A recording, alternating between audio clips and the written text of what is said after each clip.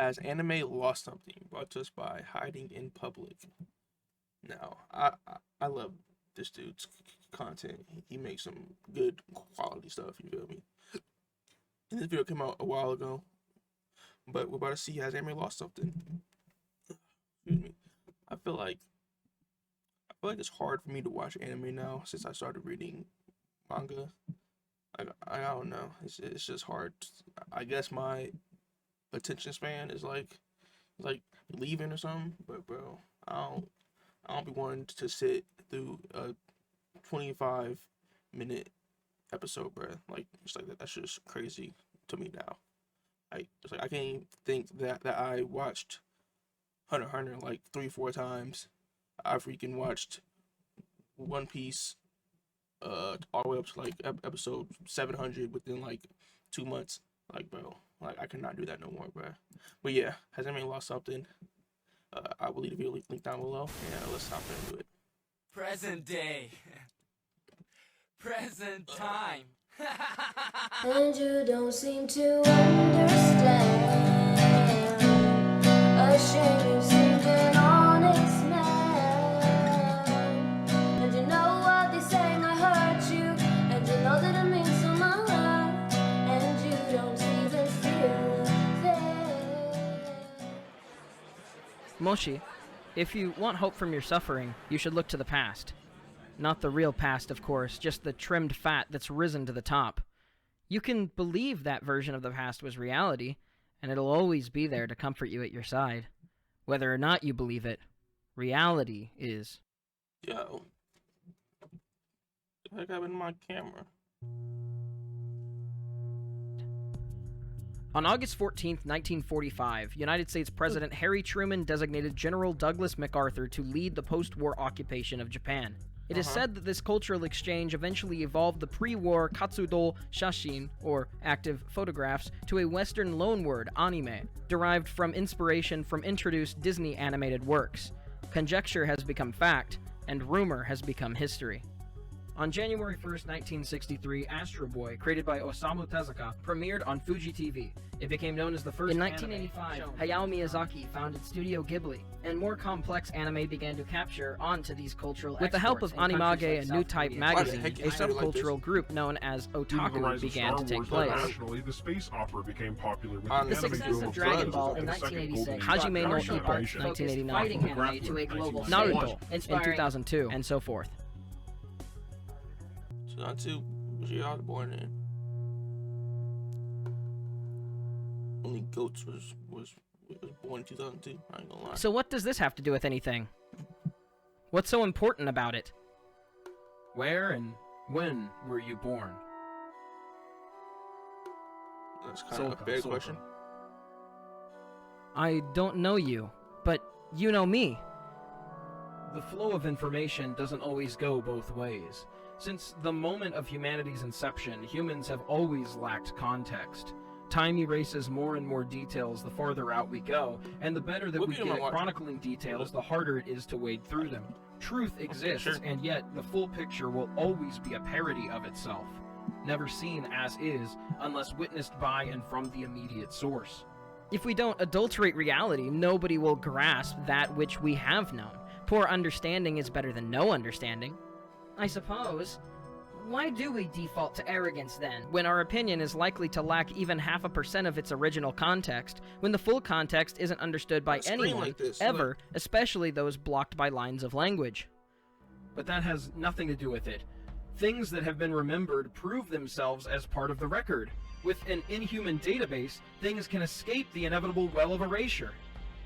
How old do you think you are anyways? You'll never be old enough. You will always be a child.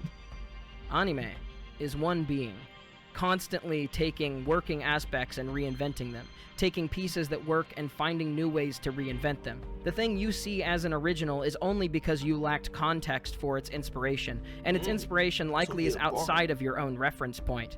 Your ignorance causes you to elevate the things that you experience first, while chastising new text, new ways to reinvent them. The thing you see as an original is only because you lacked context for its inspiration, and its inspiration likely is outside of your own reference point. Your ignorance causes you to elevate the things that you experience first, while chastising new things that do exactly what you loved before. If there is a level of undeniably arguable talent and craft at play, you citing unoriginality is a way to invoke the objective from a place of purely preferential disagreement. In cases of things that are only tangentially similar, unoriginality is rarely ever cited with proper backing. Just a rough feeling, often derived from familiarity, from something that also exists off the back of something that you are unaware of. Or worst, care nothing about. But let's not worry about that too much. Socrates began with the idea that our only true wisdom is that we know nothing. But this is not true either. We know things, but we lack the ability to form coherent substantiation of those things we feel we know. And when we put those things against each other, two sets of infinitely limited perspectives can only come to an understanding and even greet fists if enough things are understood in that context of their own mutual realities.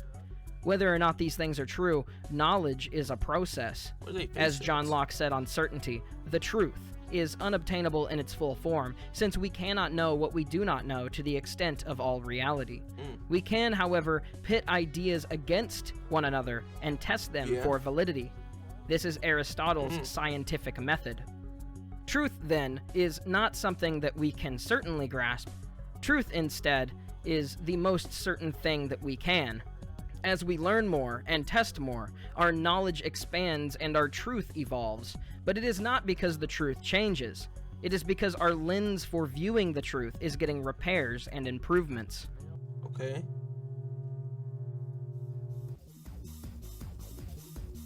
So basically talking about perspectives. Oh, I left that here? You're someone similar to me, right?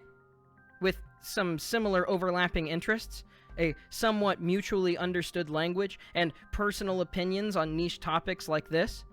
What are your tastes? Do you also look back with fondness, as all humans are apt to do? Are you welcoming to the future? Or do you... Bro, we took life for granted back in the day, bruh. Literally, like, I feel like elementary school to like middle school area was like the golden age. I got out of my freshman year of high school was like 2017. So like it's like 2010 to like 2017 was like the golden time, bro. I feel like that's the time that I had like the most fun. You close yourself off to it and its opportunities? What do you like? I miss certain artists and styles too. Satoshi Kon, Yoshitobe Abe, Kazuma Kaneko. But, you know, Yoshiyuki Sadamoto is still working today, and Shigenori Sojima is still doing incredible work. Plenty of new and unique artists are having their designs adapted, more so than ever in the past even, that break the mold in more directions than ever.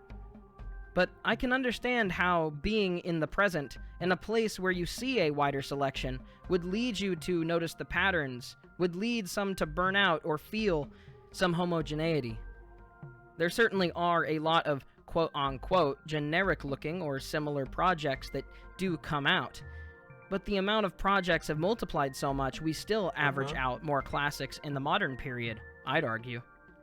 Look at something like Core's nearly 4-hour collaborative project covering every anime in 1989. But from the list, a casual anime fan may only recognize 3 or 4 at most, a couple of which literally being Dragon Ball and a Ghibli movie. Yeah. We are, of course, too close to the modern era to accurately compare memorability, and as we grow through these eras, they will always resonate with us who are living now more strongly in memory. Even if we tread back to discover some of our favorites in a time before we existed, we'll never truly know the recognizability of our era until someone lacking entire context also reaches back and sees what they find. But what does this have to do with what anime has lost something, bro? Old anime is watching through new anime. Plato described a poorly constructed theory on reality, that there was a literal realm and a realm of the form. It is to say, for every maxim, there is an ultimate form of that maxim. There is a chair, and then there is the ultimate idea of a chair. There is a human, and then there is the ultimate ideal of the human. And while this construction of reality is heavily flawed and unscientific, in an abstract sense, there is a form of anime, and, like truth, is truly unobtainable, and we simply just upgrade the glass from which we look at it. Different anime offer different clarities and angles on the full context that is anime as a medium. Anime hasn't lost something. We have. And it's not that we once had it or that we can get it back. The only thing that we can do to curb our dissatisfaction is to acknowledge ignorance, downplay our emotional arrogance, and try to glance through the glass to see what things truly keep us engaged in the medium. If we are scared of a norm, or of consistency, of originality, we'll have to understand that fear more, as the more knowledge we obtain, the less original anything will ever be perceived by us. The Knights never explained it to me. But I don't It's even think true. we lost anything. The truth. I just feel like that we do look at things differently now since we are older, and things are made differently now, I guess. But I don't think we lost anything. I feel like we just gained a new perspective of looking at things. Has power because it's the truth. And because it's the truth, that makes it just. It's persuasive, isn't it? Don't you want truth like that?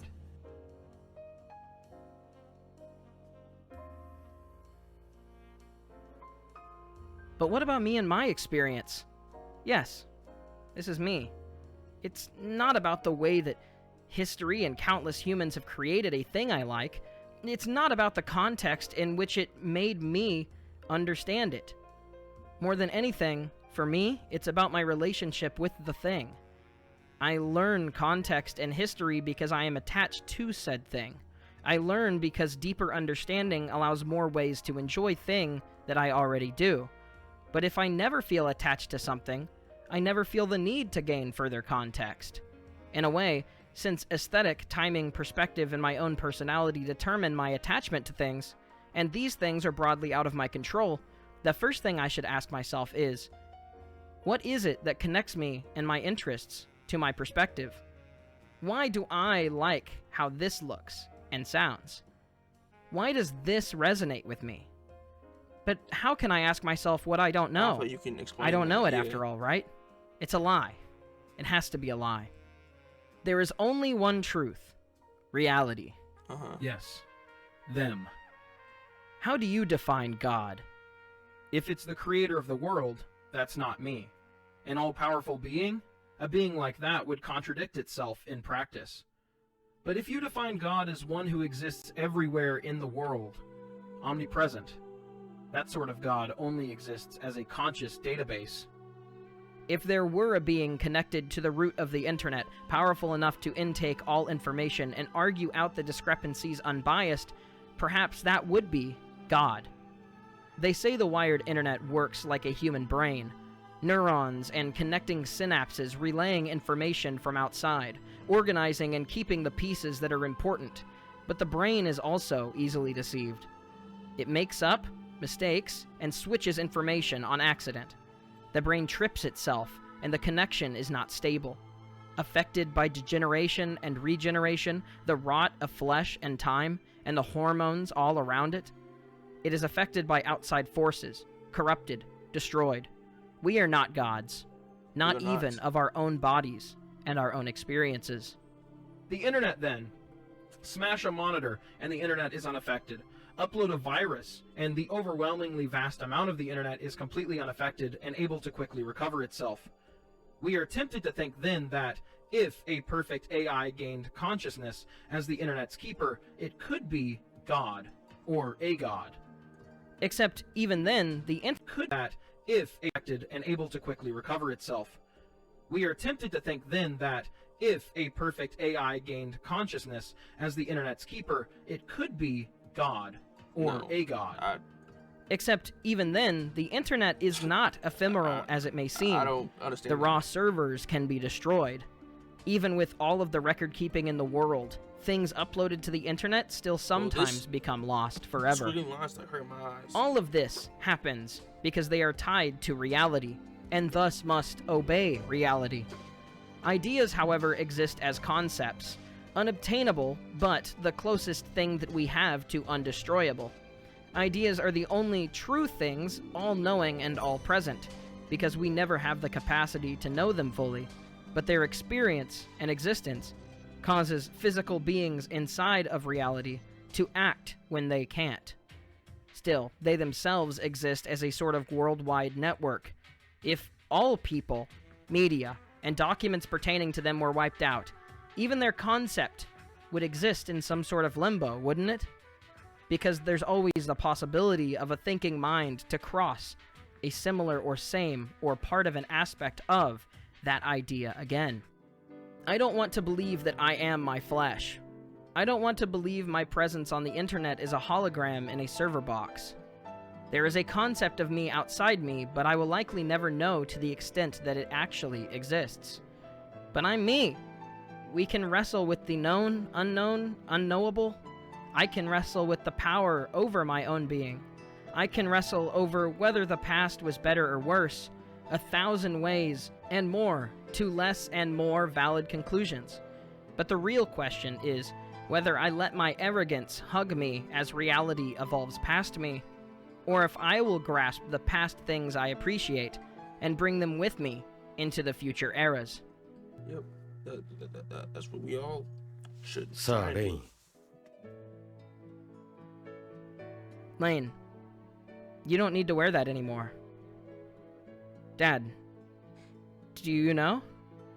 Myself, everyone, you love them, don't you? Isn't that right?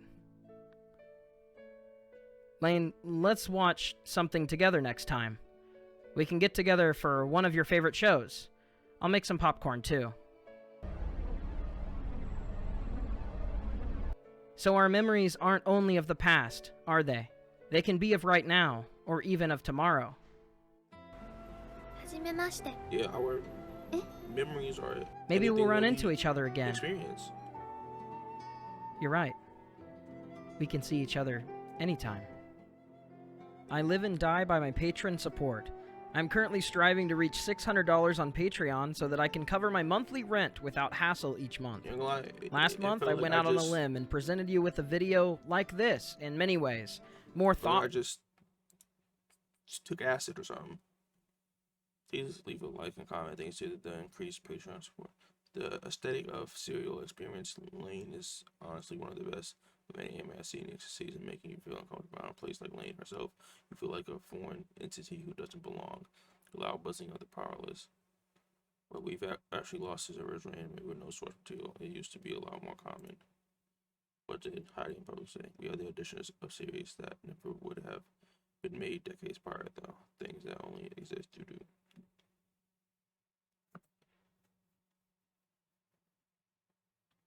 well, I feel like there are still original anime like Dr. Stone, for example. I don't think I've seen an anime like that before.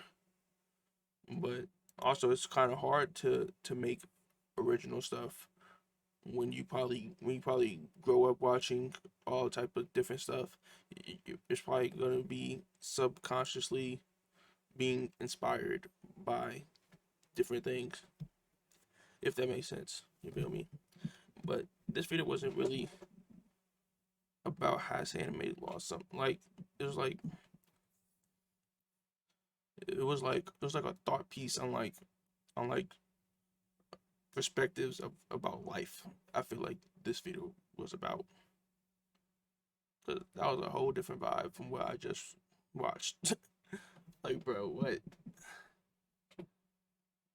Nah, but this was a good video though. You feel me? It definitely got a lot of people to like think. The biggest difference to me is that anime has become more of a business that mediocre shows can survive in. The prevalence of tropes, waifu bait. I feel like what anime has lost is its It's how exclusive it used to be. You feel me? Now anime is like mainstream now, basically. You feel me? Rappers have like anime characters in their songs. You feel me? It's like people are like openly liking anime now, which is a cool thing, but it just seems just the different people in their different perspectives can bring a weird side to anime. You feel me? And I don't want to, like, never mind. But yeah, but yeah. That's why I feel like anime has lost. It's not exclusive no more. It was like a small niche of people with like that was like basically the same type of people. You feel me? And the internet also, like, I don't know, bruh. I feel like the internet is the greatest and worst thing to happen to the human race, in my opinion. And I feel like the internet definitely messed up a lot of things that we liked growing up and we like now. You feel me? That it just makes anime not the same. If that makes sense, you feel me? But yeah, I'm gonna leave this down in the description below. You feel me? Yeah, make sure y'all like and subscribe, and I'll have a blessed day. Peace.